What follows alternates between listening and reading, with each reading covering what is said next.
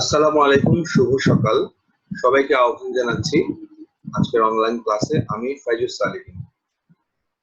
প্রথমেই আমি ধন্যবাদ জানাতে চাচ্ছি এই করোনা কালে অনলাইন ক্লাসের ব্যবস্থা নেওয়ার জন্য শিক্ষা মন্ত্রণালয়ের প্রতি এবং মাধ্যমিক ও উচ্চ শিক্ষা অধিদপ্তরের প্রতি আমি কৃতজ্ঞতা প্রকাশ করছি অধ্যক্ষ প্রফেসর সুভাষ চন্দ্র স্যারের প্রতি আমাকে অনলাইন ক্লাস নেবার বিষয়ে সর্বাত্মক সহায়তা করার জন্য। আজকের ক্লাসের বিষয়বস্তু হচ্ছে পদার্থবিজ্ঞান প্রথম পত্র,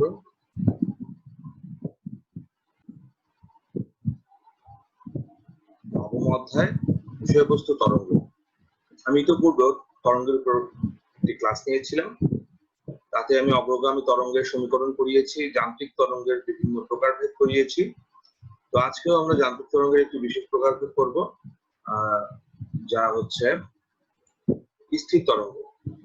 আমরা অগ্রগামী তরঙ্গ পড়েছিলাম। অগ্রগামী তরঙ্গ হচ্ছে যে তরঙ্গ সামনের দিকে অগ্রসর হয় এবং তার আর স্থির তরঙ্গ হচ্ছে তরঙ্গের উপরিপাতনের কারণে গঠিত হয়। তো আজকের লেকচারে আমরা স্থির তরঙ্গ বিষয়ে খুব ভালোভাবে জানবো এবং স্থির তরঙ্গের সমীকরণ আমরা পড়বো। তো আজকের ক্লাসে শিক্ষার্থীরা স্থির তরঙ্গ কি বলতে পারবেন, স্থির তরঙ্গের বৈশিষ্ট্য উল্লেখ করতে পারবে, স্থির তরঙ্গ সৃষ্টির শর্ত উল্লেখ করতে পারবে এবং স্থির তরঙ্গের গাণিতিক রাশিমালা নির্ণয় করতে পারবে। তো গাণিতিক রাশিমালা নির্ণয় করতে পারলে আমরা যে কোনো ধরনের গাণিতিক সমস্যার সমাধান করতে পারব। তো প্রথমে আমরা চিত্র দেখি। চিত্রের মাধ্যমে আমাদের অনেক কিছু বোঝা সহজ হতে পারে।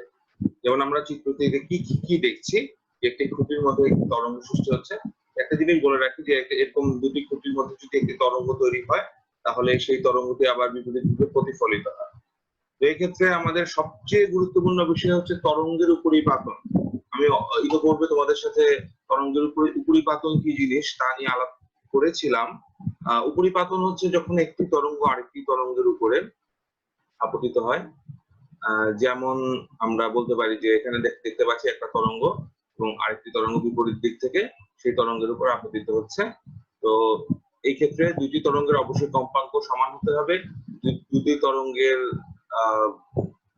বিস্তার সমান হতে হবে। যদি এসব না হয় তাহলে আবার এই উপরিপাতনের যে সূত্র আমরা ব্যবহার করব সেটি ব্যবহার করা যাবে না। তো আমাদের যেটি হচ্ছে যে উপরিপাতন জিনিসটি আরেকটু সুন্দর করে আমরা দেখতে পারি যে এই সমীকরণটির মাধ্যমে y সমান সমান y1 প্লাস y2। এই যে আমরা এখানে একটা শব্দ দেখতে পাচ্ছি উপরিপাতন, তোমরা খেয়াল করো লেকচারে।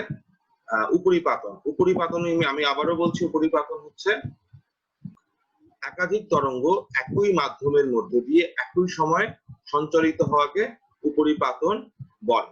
আবারও বলছি, একাধিক তরঙ্গ একই সময় কোনো মাধ্যমের মধ্যে দিয়ে সঞ্চালিত হওয়াকে উপরিপাতন বলা হয়। যে একটু আগে যে আমরা চিত্রটি দেখেছিলাম সেখানে দুটি তরঙ্গ একটির উপর একটি সঞ্চালিত হচ্ছে একই মাধ্যমের মধ্যে দিয়ে এবং তরঙ্গদ্বয়ের আমরা দেখতে পাচ্ছি কম্পাঙ্ক সমান এবং তরঙ্গদ্বয়ের বিস্তারও সমান। এই ক্ষেত্রে উপরিপাতন ঘটে। তাহলে উপরিপাতন ঘটলে আমাদের কি হয়? উপরিপাতন ঘটলে আমরা দেখতে পাচ্ছি, আমরা জানি যে মাধ্যমের কণার কম্পনের মাধ্যমে তরঙ্গটি সঞ্চালিত হয়। আমরা বিগত ক্লাসে এটা জানতে পেরেছি যে একটি মাধ্যমে যে কয়েকটি কণা থাকে সেই কণাগুলোর কম্পনের মাধ্যমে তরঙ্গর শক্তি সঞ্চালিত হয়। এই ক্ষেত্রে কি হয়? এই ক্ষেত্রে মাধ্যমের কণার একটি কম্পন হবে, কিন্তু কম্পনের প্রভাব হবে কার কারণে? দুটি তরঙ্গের কারণে। তোমরা চিত্রতে খুব ভালো করে লক্ষ্য করো যে আমি আমার এখানে মাউসের কার্সর যে একটা বিন্দুর উপর রাখলাম, সেই বিন্দুটা যে আমার কণা রয়েছে সেই কণার কম্পাঙ্ক সেই কণার যে বিস্তার বা সেই কণাটি কতটুকু কাঁপবে তা কিভাবে আমি নির্ধারণ করবো? সেই কণাটির যে কম্পন তা হচ্ছে দুটি তরঙ্গের উপর নির্ভর করে। এই যে একটা অগ্রগামী তরঙ্গ, আবার বিপরীত দিক থেকে আরেকটি অগ্রগামী তরঙ্গ আসে। তো আমরা একটা ভিডিও চিত্রের মাধ্যমে জিনিসটা খুব ভালো করে বুঝতে পারি। তোমরা এই ভিডিও চিত্রটি ভালো করে লক্ষ্য করো।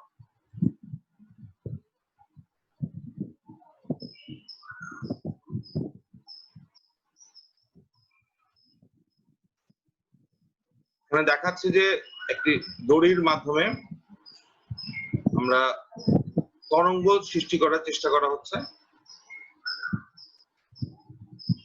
এবং এই ক্ষেত্রে একটি স্থির তরঙ্গ সৃষ্টি হচ্ছে কারণ তরঙ্গটি প্রতিফলিত হয়ে ফেরত আসছে। তোমরা ভালো করে ভিডিওটি লক্ষ্য করো।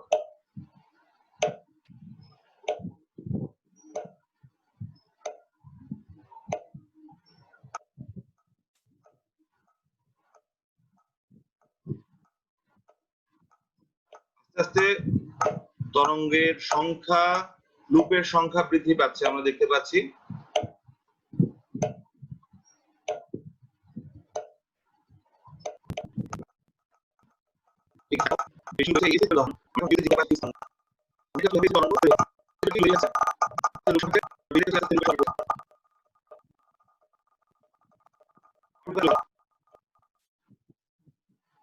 আমরা চমৎকার একটি ভিডিও দেখলাম, যাতে আমরা দেখতে পারলাম যে স্থির তরঙ্গ আমাদের কিভাবে তৈরি করতে হবে। আশা রাখি তোমরা স্থির তরঙ্গ কি জিনিস এবং কিভাবে তৈরি করতে হয় তা খুব ভালো করেই বুঝতে পেরেছো ভিডিওর মাধ্যমে।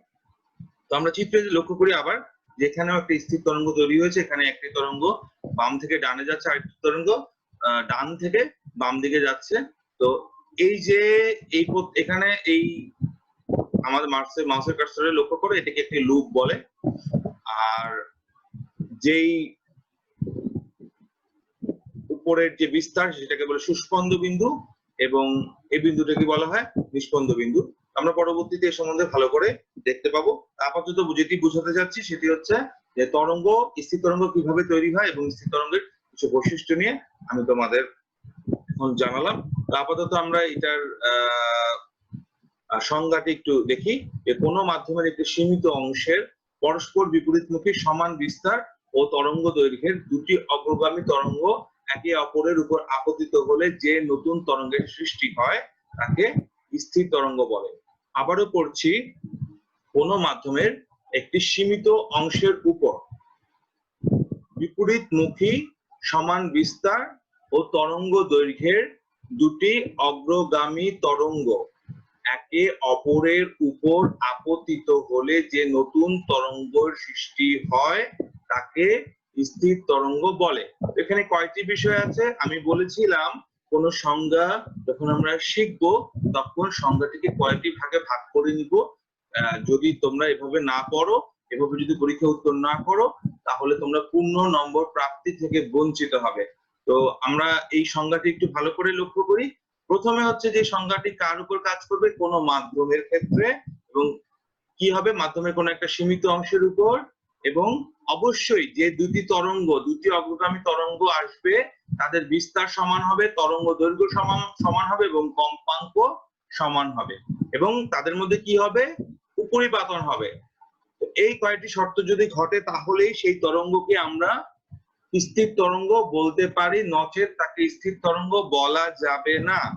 আবারও দেখছি, আমরা চিত্রে আবারও ফিরে যাই, যেখানে দুটি তরঙ্গ, একটি তরঙ্গ বাম থেকে ডান দিকে যাচ্ছে, আরেকটি তরঙ্গ ডান থেকে বাম দিকে যাচ্ছে।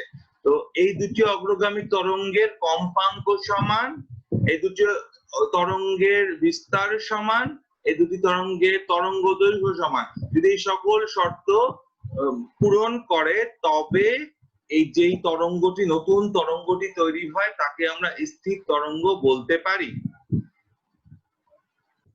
এক্ষেত্রে আমরা দেখতে পাচ্ছি দুটি নিরবিচ্ছিন্ন কণা কোনো মাধ্যমের মধ্যে দিয়ে প্রবেশ করে একটি আরেকটির উপর উপরিপাতন হচ্ছে, অর্থাৎ আপতিত হচ্ছে, ফলে যে লব্ধি তরঙ্গ তৈরি হচ্ছে সেই লব্ধি তরঙ্গের কি দেখতে পাচ্ছি, সেটি ওঠানামা করছে, অর্থাৎ সেটি কোনো একটি বিন্দুতে সর্বাধিক বিস্তার আছে এবং কোনো বিন্দুতে এটি সাম্যাবস্থানে আছে। আমরা একটু দেখতে পাচ্ছি যে এখানে দুইটি বিন্দুতে এটি স্থির আছে, কিন্তু এই বিন্দুতে সে সর্বোচ্চ অবস্থায় আছে, অর্থাৎ কণাটির কম্পাঙ্ক এবং কণাটির যে কম্পন সেটি নির্ভর করে হচ্ছে দুটি তরঙ্গের উপর। প্রতিটি তরঙ্গের কম্পন আলাদা আলাদা ভাবে হিসাব করতে হবে, এরপর পরবর্তীতে তার যোগ করতে হবে, তাহলে আমরা লব্ধি তরঙ্গের স্পন্দনটি পেতে পারি। এই পর্যায়ে আমরা আরো কিছু গুরুত্বপূর্ণ সংজ্ঞা দেখব, যেমন হচ্ছে সুস্পন্দ বিন্দু। তরঙ্গের যে বিন্দুতে বিস্তার সর্বাধিক তাকে সুস্পন্দ বিন্দু বলে, অর্থাৎ স্থির তরঙ্গের যে বিন্দুতে, তো আমরা দেখি স্থির তরঙ্গের যে বিন্দুতে বিস্তার সর্বাধিক তাকে সুস্পন্দ বিন্দু বলে, যেটি একটি স্থির তরঙ্গ। এখানে যে স্থির তরঙ্গ তৈরি হয়েছে আমরা দেখতে পাচ্ছি যে এই বিন্দুতে, আমার মাউসের কার্সরের দিকে লক্ষ্য করো, যে এই বিন্দুতে সর্বাধিক কম্পনটি সর্বাধিক, অর্থাৎ যেই মাধ্যমে যে কণা রয়েছে এই বিন্দুতে সে সর্বাধিক স্মরণে কম্পিত হয়। তো এই বিন্দুটিকে বলা হবে সুস্পন্দ বিন্দু, অর্থাৎ এই বিন্দুতে বিস্তার হচ্ছে সবচেয়ে বেশি। এবং যদি আমরা খেয়াল করি স্থির তরঙ্গের যে বিন্দুতে বিস্তার শূন্য তাকে নিস্পন্দ বিন্দু বলে। তো তোমরা লক্ষ্য করো যে এই স্থির তরঙ্গের এই যে এই বিন্দুতে সাম্যাবস্থায় আছে, অর্থাৎ এই বিন্দুতে কণাটির কোনো বিস্তার নেই। আবার লক্ষ্য করি এই বিন্দুতে, চিত্রে তোমরা লক্ষ্য করো এই বিন্দুতে, আমরা চিত্রে দেখতে পাচ্ছি এই বিন্দুতে তরঙ্গের স্থির তরঙ্গের বিস্তার হচ্ছে সর্বাধিক। তাহলে এই বিন্দু থেকে আমরা বলবো সুস্পন্দ বিন্দু। পরীক্ষা যদি আসে সুস্পন্দ বিন্দু কাকে বলে, তোমরা এইভাবে চিত্র সহকারে এটি প্রকাশ করবে। এবং এন বিন্দুতে লক্ষ্য করো, এন বিন্দুতে স্থির তরঙ্গের কোনো বিস্তারই নেই, বিস্তার হচ্ছে শূন্য। যে বিন্দুতে স্থির তরঙ্গের বিস্তার শূন্য তাকে নিস্পন্দ বিন্দু বলে, এবং যে বিন্দুতে স্থির তরঙ্গের বিস্তার সর্বাধিক তাকে সুস্পন্দ বিন্দু বলে। এই সংজ্ঞাগুলো তোমাদের পরীক্ষার জন্য খুবই খুবই খুবই গুরুত্বপূর্ণ। তো আশা রাখি তোমরা বিষয়টি বুঝতে পেরেছো যে নিস্পন্দ বিন্দু এবং সুস্পন্দ বিন্দুর পার্থক্য।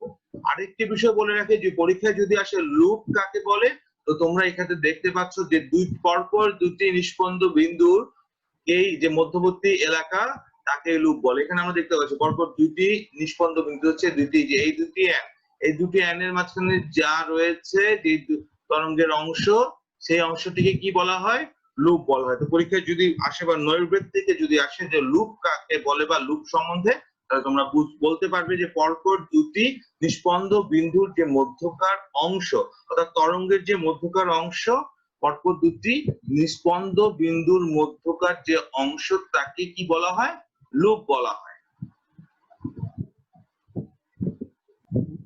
তো আমরা এখন স্থির তরঙ্গের কিছু বৈশিষ্ট্য জানতে পারবো। যেমন স্থির তরঙ্গের কোনো একটি মাধ্যমের সীমিত অংশের সৃষ্টি হয়। তোমাদের বলেছিলাম যে একটা সীমিত অংশের মধ্যে, এবং একটি তরঙ্গ যদি আপতিত হয় আরেকটি তরঙ্গের উপরে, এমন হতে পারে একটি অগ্রগামী তরঙ্গ বাম থেকে ডান দিকে যাচ্ছে, আরেকটি অগ্রগামী তরঙ্গ প্রতিফলিত, ওই তরঙ্গটি প্রতিফলিত আবার ডান থেকে বাম দিকে যাচ্ছে। তাহলে এই দুটি তরঙ্গের উপরিপাতন ঘটবে, এবং উপরিপাতনের ফলে নতুন যে তরঙ্গ তৈরি হবে সেই লব্ধি তরঙ্গটিকে স্থির তরঙ্গ বলা হয়।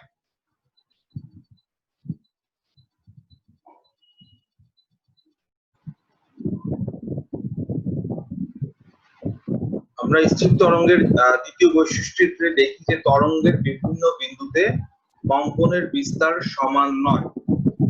এতে আমরা কি বুঝলাম, আমরা যেটি বুঝলাম হচ্ছে যে কম্পনের বিভিন্ন বিন্দুতে, যেন আমরা জানি যে সুস্পন্দ বিন্দুতে বিস্তার একরকম সর্বাধিক হয়, নিস্পন্দ বিন্দুতে বিস্তার হয় সর্বনিম্ন, এবং মাঝখানের বিন্দুতে ভিন্ন ভিন্ন বিস্তার হয়। তাহলে বুঝতে পারলাম যে তরঙ্গের বিভিন্ন বিন্দুতে কখনোই কম্পনের বিস্তার সমান হবে না। আর আমাদের স্থির তরঙ্গের আরেকটি বৈশিষ্ট্য দেখি যে অগ্রগামী তরঙ্গের ন্যায় অগ্রসর না হয় একই স্থানে সীমাবদ্ধ থাকে। খুবই গুরুত্বপূর্ণ একটি বিষয়। স্থির তরঙ্গ কেন? অগ্রগামী তরঙ্গের ক্ষেত্রে আমরা পড়েছিলাম যেটা সামনের দিকে অগ্রসর হয়, এই জন্য যে অগ্রগামী তরঙ্গ বলা হয়। তাহলে এটিকে কেনই স্থির তরঙ্গ বলা হয়? কারণ তরঙ্গটি স্থির থাকে। কিভাবে স্থির থাকে? যদি তোমরা প্রশ্ন করতে পারো তরঙ্গটি কিভাবে স্থির থাকে, আমরা তোমরা চিত্রে ছবিতে লক্ষ্য করেছো তরঙ্গটি কিভাবে স্থির থাকে। তরঙ্গটিতে তোমাদের সংকোচন বা প্রসারণ যদি হয়, বা তরঙ্গ শীর্ষ এবং তরঙ্গ পাদক, এই এগুলো সঞ্চালিত হয়, এগুলো পর্যায়ক্রমে উৎপন্ন হয় এবং বিলুপ্ত হয়, আবার উৎপন্ন হয় আবার বিলুপ্ত হয়।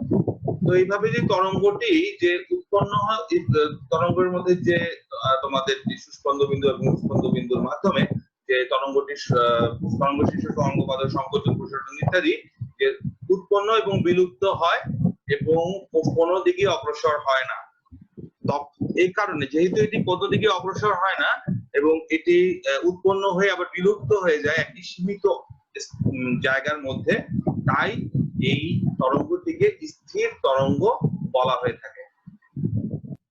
আরেকটি বিষয় যে খুবই গুরুত্বপূর্ণ, যে এখানে দেখাই যাচ্ছে যে তোমরা যে এই চিত্রে দেখতে পাচ্ছ যে সুস্পন্দ বিন্দু এবং নিস্পন্দ বিন্দু, একটি জিনিস মনে রাখবে যে সুস্পন্দ বিন্দু এবং নিস্পন্দ বিন্দুর অবস্থান কোনোদিনও পরিবর্তন হবে না, কখনোই পরিবর্তন হবে না। অর্থাৎ একটি স্থির তরঙ্গের ক্ষেত্রে তার নিস্পন্দ বিন্দু এবং সুস্পন্দ বিন্দুর অবস্থান নির্দিষ্ট, এই অবস্থানের কোনো পরিবর্তন হয় না। পরীক্ষা যদি তোমাদের স্থির তরঙ্গের বৈশিষ্ট্য নিয়ে আসে তাহলে এই কথাগুলো অবশ্যই উল্লেখ করতে হবে।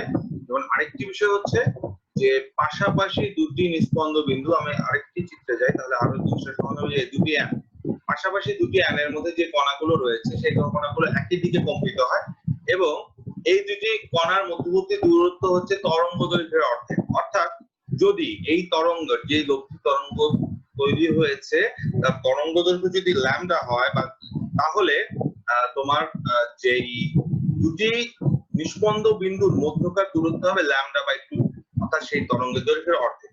এটিও খুবই গুরুত্বপূর্ণ একটি বৈশিষ্ট্য স্থির তরঙ্গের ক্ষেত্রে। তো পরীক্ষায় স্থির তরঙ্গের ক্ষেত্রে বৈশিষ্ট্য, স্থির তরঙ্গের বৈশিষ্ট্য আসতে পারে। তাছাড়া বিভিন্ন নৈর্ব্যক্তিক প্রশ্ন, তারপর তোমরা যখন বিভিন্ন ভর্তি পরীক্ষায় অংশগ্রহণ করবে সেখানেও তোমাদের সেটি বাংলাদেশের বিভিন্ন বিশ্ববিদ্যালয়, মেডিকেল, বুয়েট, এসব জায়গায় যখন ভর্তি পরীক্ষায় অংশগ্রহণ করবে সেই ক্ষুদ্রাতি ক্ষুদ্র যেগুলো তোমরা ভালো করে খেয়াল করো না সেসব জিনিসপত্র আসতে পারে নৈর্ব্যক্তিকে। তো এই বৈশিষ্ট্যগুলো যদি তোমরা খুব ভালো করে রপ্ত করতে পারো তাহলে এইচএসসি পরীক্ষা, সেই সাথে যত ধরনের ভর্তি পরীক্ষা বিভিন্ন বিশ্ববিদ্যালয় বাংলাদেশের সবগুলোতেই তোমরা ভালোভাবে চান্স পাবে। আমি আশা রাখি যে আমার লেকচারটি প্রতিটি কথা তোমরা খুব মনোযোগ সহকারে খুব ভালোভাবে শুনবে এবং সেই অনুযায়ী তোমরা পড়াশোনা করবে, তাহলে তোমরা সফল হতে পারবে। তো স্থির তরঙ্গের যে বিশেষ কিছু বৈশিষ্ট্য আমরা জানতে পারলাম, যে দুটি নিস্পন্দ বিন্দুর মধ্যে যে কণাগুলোর স্পন্দন অর্থাৎ কম্পন একই দিকে হবে এবং দুটি নিস্পন্দ বিন্দুর মধ্যে যে তরঙ্গ দূরত্ব সেটি হচ্ছে তরঙ্গ দৈর্ঘ্যের অর্ধেক হয়ে থাকে। আরেকটি গুরুত্বপূর্ণ বৈশিষ্ট্য হচ্ছে যে তোমাদের এটার যে দুটি, এটি যে সুস্পন্দ বিন্দু, যে এ বিন্দু, এখানে আমরা চিত্রে দেখি এ বিন্দুর যে বিস্তার তা মূল তরঙ্গের যে বিস্তার তার দ্বিগুণ। তাহলে আমাদের যে লব্ধি স্থির তরঙ্গের বিস্তার হবে মূল তরঙ্গের যে বিস্তার, সেই সুস্পন্দ বিন্দুর বিস্তার হবে সেই মূল তরঙ্গের বিস্তারের দ্বিগুণ। আরেকটি বিষয় হচ্ছে নিস্পন্দ বিন্দুতে কোনো সরলচন্দ্রিত স্পন্দন হয় না। তো নিস্পন্দ বিন্দু ছাড়া আর সকল বিন্দুতে, অর্থাৎ এই যে আমার একটা মাধ্যম, এর মধ্যে দিয়ে স্থির তরঙ্গ যাচ্ছে, চিত্রের দিকে লক্ষ্য করো যে এই মাধ্যমের মধ্যে দিয়ে স্থির তরঙ্গ আছে এবং সেই স্থির তরঙ্গের যে কণাগুলো, স্থির তরঙ্গ যে কণাগুলোর উপর দিয়ে কাজ করছে সেই কণাগুলো নিস্পন্দ বিন্দুতে তার কোনো কম্পন হয় না, কিন্তু বাকি নিস্পন্দ বিন্দু ছাড়া বাকি ক্ষেত্রে যেই মাধ্যমে যে কণাগুলো আছে সবগুলো কণাই সরল ছন্দিত স্পন্দনে কম্পিত হয়। আবারও বলছি, নিস্পন্দ বিন্দুতে অবস্থানকারী কণা ছাড়া বাকি সকল ক্ষেত্রেই কণাগুলো সরল ছন্দিত স্পন্দনে কম্পিত হয়। আশা করি যে স্থির তরঙ্গের এই বৈশিষ্ট্যগুলো তোমরা যদি খুব ভালো করে পড়ো তাহলে তোমরা পরীক্ষায় ভালো ফলাফল করতে পারবে। তো এই কয়েকটি বৈশিষ্ট্য আমরা এখানে দেখলাম, এখানে আমরা তিনটি বৈশিষ্ট্য দেখলাম, আরো বেশ কয়েকটি বৈশিষ্ট্য আমি তোমাদেরকে বলেছি, তোমরা এগুলো নোট ডাউন করে রাখো এবং যা তোমাদের পরবর্তীকালে কাজে লাগবে। তো আজকে ক্লাসে তো আমরা সুস্পন্দ বিন্দু কি শিখলাম, নিস্পন্দ বিন্দু কি শিখলাম এবং স্থির তরঙ্গের বেশ কিছু বৈশিষ্ট্য সম্বন্ধে খুব ভালো করে আমরা আজকে জানতে পারবো। তো আমরা এখন স্থির তরঙ্গ সৃষ্টির কিছু শর্ত দেখবো। দেখো স্লাইডে, তরঙ্গ দুটি তরঙ্গ দৈর্ঘ্য সমান হতে হবে, অবশ্যই সমান হতে হবে। আমি আগেও বলেছি যে এটা খুবই গুরুত্বপূর্ণ একটি শর্ত। তরঙ্গ দুটির তরঙ্গ দৈর্ঘ্য বা কম্পাঙ্ক সমান না হলে স্থির তরঙ্গ তৈরি হবে না। অর্থাৎ যে দুটি তরঙ্গ একটির উপর আরেকটি আপতিত হচ্ছে তার তরঙ্গ দৈর্ঘ্য অবশ্যই সমান হতে হবে। যে দুটি তরঙ্গ আপতিত হচ্ছে তাদের কম্পাঙ্ক অবশ্যই সমান হতে হবে। আচ্ছা, আর তরঙ্গ দুটি একই বেগে বিপরীত দিক থেকে আসতে হবে, একই সময়ে একই বেগে। তাহলে এটি খুব গুরুত্বপূর্ণ বিষয়। যে দুটি তরঙ্গ আসছিল আমরা চিত্র এবং ভিডিও চিত্রে দেখলাম, দুটি তরঙ্গ পরস্পরের উপর আপতিত হচ্ছে, অবশ্যই তরঙ্গদ্বয়ের বেগ সমান হতে হবে। তরঙ্গদ্বয়ের বেগ সমান না হলে স্থির তরঙ্গ কখনোই তৈরি হবে না। আবারও বলছি, তরঙ্গদ্বয়ের বেগ সমান না হলে স্থির তরঙ্গ কখনোই তৈরি হবে না। তরঙ্গদ্বয়ের কম্পাঙ্ক সমান হতে হবে, তরঙ্গদ্বয়ের বেগ সমান হতে হবে, তরঙ্গদ্বয়ের তরঙ্গ দৈর্ঘ্য সমান হতে হবে। তো এই বিষয়গুলো যদি আমরা বুঝি, তাহলে আমরা স্থির তরঙ্গের শর্তগুলো যদি বুঝি, তাহলে আমরা এই পরীক্ষার জন্য ভালো করতে পারবো। কারণ পরীক্ষা এটি খুবই একটি গুরুত্বপূর্ণ প্রশ্ন, যে তোমাদের পরীক্ষা আসতে পারে যে স্থির তরঙ্গের শর্ত সৃষ্টির শর্তগুলো লিখো। তখন তোমরা আমি যেভাবে বর্ণনা করলাম এভাবে তোমরা উত্তর করবে পরীক্ষা।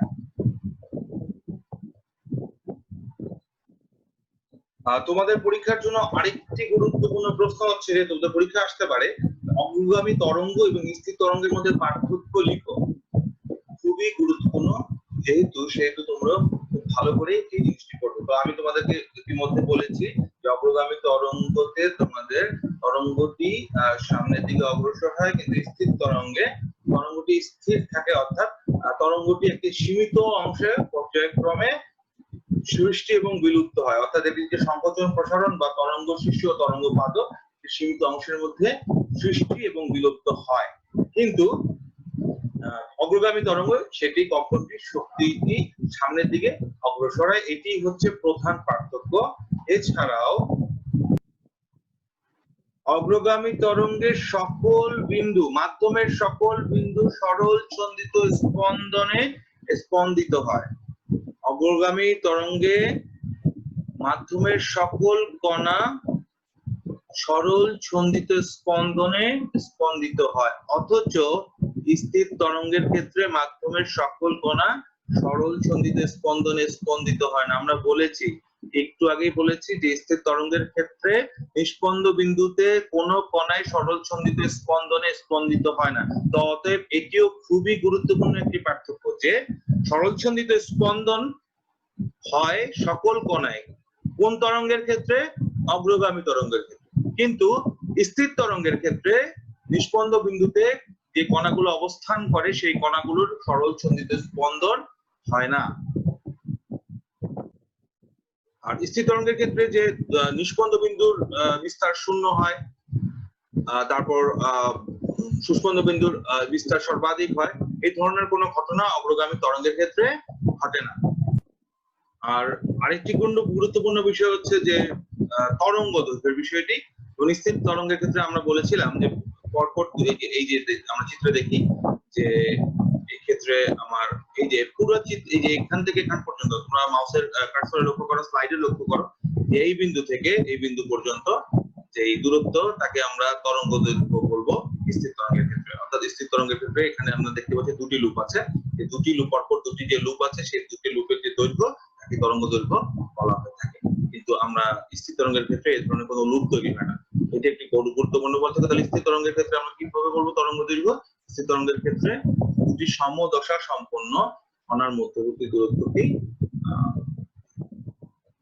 অগ্রগামী তরঙ্গের ক্ষেত্রে পরপর দুটি সমদশা সম্পন্ন কণার মধ্যবর্তী দূরত্বকে তরঙ্গ দৈর্ঘ্য। তো তোমরা পরীক্ষায় যদি পার্থক্য আসে এই চারটি পার্থক্য খুব সুন্দর করে নিখুঁত ভাবে উল্লেখ করবে। তো তরঙ্গ দৈর্ঘ্যের পার্থক্যটা খুবই গুরুত্বপূর্ণ একটি বিষয়, যে তোমার অগ্রগামী তরঙ্গতে কোনো লুপ তৈরি হয় না, স্থির তরঙ্গতে লুপ তৈরি হয়। এবং অগ্রগামী তরঙ্গের ক্ষেত্রে কণাটি যে তরঙ্গ দৈর্ঘ্যের ক্ষেত্রে কি হয়, পরপর দুটি লুপের মধ্যবর্তী যে দূরত্ব তাকে স্থির তরঙ্গের ক্ষেত্রে তরঙ্গ দৈর্ঘ্য বলা হয়, কিন্তু অগ্রগামী তরঙ্গের ক্ষেত্রে এই ধরনের কোনো লুপ তৈরি হয় না বিধায় পরপর দুটি সমদশা সম্পন্ন কণার দূরত্বকে তরঙ্গ দৈর্ঘ্য বলা হয়। তো আজকে আমরা ক্লাসে স্থির তরঙ্গের বেশ কিছু বৈশিষ্ট্য এবং স্থির তরঙ্গ সৃষ্টির শর্ত সম্বন্ধে জানতে পারলাম, এবং আরেকটি গুরুত্বপূর্ণ বিষয় জানতে পারলাম যে উপরিপাতন কাকে বলে, উপরিপাতনের বৈশিষ্ট্য কি, উপরিপাতনের শর্ত কি। যেমন আমরা শেষ একটু আরেকটু দেখি যে এখানে আমাদের যে উপরিপাতনের যে সমীকরণ, এটি হচ্ছে উপরিপাতনের সূত্র। তোমরা স্লাইডে যে সমীকরণটি দেখতে পাচ্ছ এটি হচ্ছে উপরিপাতনের সূত্র। এই উপরিপাতনের সূত্রটি একটু তোমাদের বুঝিয়ে দিচ্ছি। y = y1 + y2। y1 কি? y1 হচ্ছে প্রথম যে তরঙ্গটি যাচ্ছে, একটি তরঙ্গ সেই তরঙ্গটি কণাতে অর্থাৎ মাধ্যমের কণাতে যে সরণ তৈরি করে। আর y2 টা হচ্ছে দ্বিতীয় তরঙ্গটি মাধ্যমের কণায় যে সরণ তৈরি করে। আর y হচ্ছে লব্ধি সরণ, অর্থাৎ এই দুটি মিলিয়ে স্থির তরঙ্গে যে লব্ধি সরণ তৈরি হয়। তো উপরিপাতনের এটা নীতি, এটাকে বলে উপরিপাতন নীতি। এই উপরিপাতনের ফলে যে লব্ধি কণার যে লব্ধি সরণ হয় তা ওই যে তরঙ্গদ্বয়ের কারণে স্থির তরঙ্গ তৈরি হয় তার বীজগাণিতিক যোগফলের সমান। অর্থাৎ কণাগুলো ভিন্ন ভিন্ন তরঙ্গের কারণে যে সরণ অর্জিত হয় সেই সবগুলো সরণকে যোগ করলে তুমি লব্ধি ওই কণাটির লব্ধি সরণ পাবে। তো আশা করি আজকের ক্লাসের যে তোমরা স্থির তরঙ্গ কি এবং স্থির তরঙ্গের যে বৈশিষ্ট্য, স্থির তরঙ্গের যে বিষয়গুলো আছে, সুস্পন্দ বিন্দু, নিষ্পন্দ বিন্দু, তার তরঙ্গ দৈর্ঘ্য কিভাবে নির্ণয় করতে হয় এবং স্থির তরঙ্গ কি কি কারণে কিভাবে সৃষ্টি হয়, কি কি শর্ত মেনে সৃষ্টি হয়, স্থির তরঙ্গের সাথে অগ্রগামী তরঙ্গের পার্থক্য এবং তরঙ্গের উপরিপাতন নীতিটা কি এবং নীতির যে সমীকরণ, যে সূত্র, সেই সম্বন্ধে আজকে আমরা ক্লাসে জানতে পারলাম। পরবর্তী ক্লাসে আমরা স্থির তরঙ্গ বিষয় এবং এই চ্যাপ্টারের আরো কিছু গাণিতিক সমস্যার সমাধান করব এবং আমরা এই সমীকরণ কিভাবে সমীকরণ প্রতিপাদন করতে হয় স্থির তরঙ্গের আমরা শিখবো। তো আশা করি আজকের ক্লাসটি তোমরা খুব ভালো করে বুঝতে পেরেছো, শিখতে পেরেছো এবং পরবর্তী ক্লাসের দেখার জন্য আহ্বান জানিয়ে আমি আমার আজকের অনলাইন ক্লাসের এখানেই সমাপ্তি ঘোষণা করছি। আসসালামু আলাইকুম।